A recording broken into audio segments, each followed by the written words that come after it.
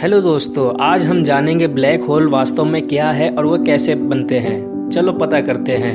Black hole की खोज Einstein के थ्योरी ऑफ जनरल रिलेटिविटी द्वारा पहली बार ब्लैक होल की भविष्यवाणी की गई थी, जिसमें दिखाया गया था कि जब एक विशाल वस्तु एक छोटे से इनफ वॉल्यूम में श्रिंक किया जाता है तो ये एक रीजन ऑफ इनफाइनाइट डेंसिटी बना सकता है, जिसे एक सिंगुलैरिटी के रूप में जाना जाता है। इस सिंगुलैरिटी में एक मजबूत ग्रेविटी होगा कि लाइट भी इसे नहीं बचा सकता। आइंस्टीन के थ्योरी ने यह भी भविष्यवाणी की थी कि एक विशाल वस्तु के चारों ओर ग्रेविटेशनल फील्ड स्पेस और समय को डिफॉर्म कर देगा, जिससे टाइम डायलेशन की घटना हो सकती है। 1960 और 1970 के दशक में एस्ट्रोनॉमर्स ने अपने चारों ओर परिक्रमा करने वाले तारों के ऑब्जर्वेशन के माध्यम से ब्लैक होल के एविडेंस की खोज की थी।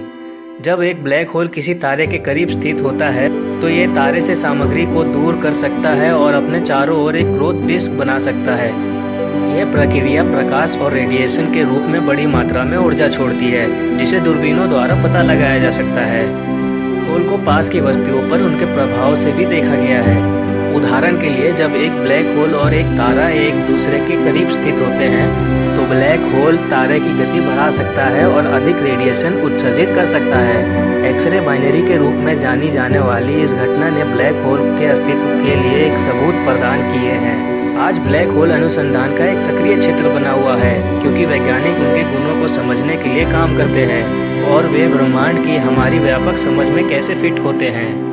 Concept of singularity. आप समझा सकते हैं कि सिंगुलैरिटी की अवधारणा ब्लैक होल के सबसे रहस्यमय और पेचीदा पहलू में से एक है। एक सिंगुलैरिटी डेंसिटी और वॉइड वॉल्यूम का एक बिंदु है जिसे ब्लैक होल के केंद्र में माना जाता है। यह एक ऐसा क्षेत्र है जहां लॉस ऑफ फिजिक्स जैसे कि हम जानते हैं टूट जाते हैं और ब्रह्मांड के बारे में हमारी वर्तमान समझ अधूरी हो जाती है। सिंगुलैरिटीज का अस्तित्व कई सवाल उठाता है और वास्तविकता की मौलिक प्रकृति की हमारी वर्तमान समझ को चुनौती देता है।